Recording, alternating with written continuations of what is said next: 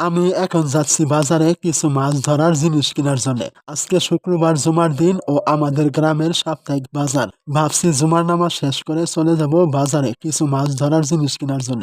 এটা এক ধরনের শখ। গ্রামে বহু লোকের এমন শখ আছে, আমার আরো বেশি। তো আজান পড়ে গেছে, এখন গোসল করার জন্য পুকুরে যাচ্ছি। আলাপ করতে করতে পুকুর পাড়ে চলে আসছি। কি সুন্দর মেঘলা দিন, কোনো রোদ নেই, আবার বৃষ্টিও নেই। কি সুন্দর ওয়েদার।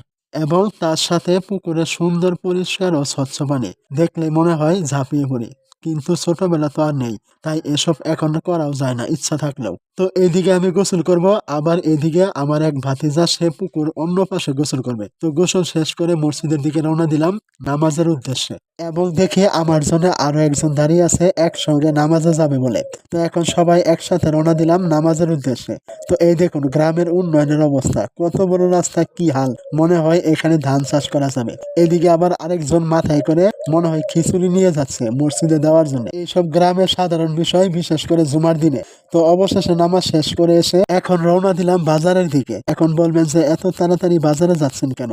এই দুপুরে কেউ কি বাজারে যায় নাকি? আসলে এটা সাপ্তাহিক বাজার, তাই আজকে সারাদিন বাজার থাকবে। তাই যেহেতু কোনো কাজ কাম নাই, তাই আগে ভাগে বাজারে যাই। আর দিনের আলোয় বাজার করার মজা আলাদা। দেখতে দেখতে বাজারে চলে আসলাম।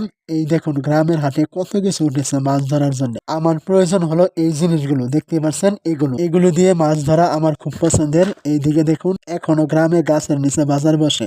তো বাজার করতে করতে হঠাৎ বৃষ্টি শুরু হয়ে গেল, তাই ভালো করে আপনাদের দেখাতে পারলাম না।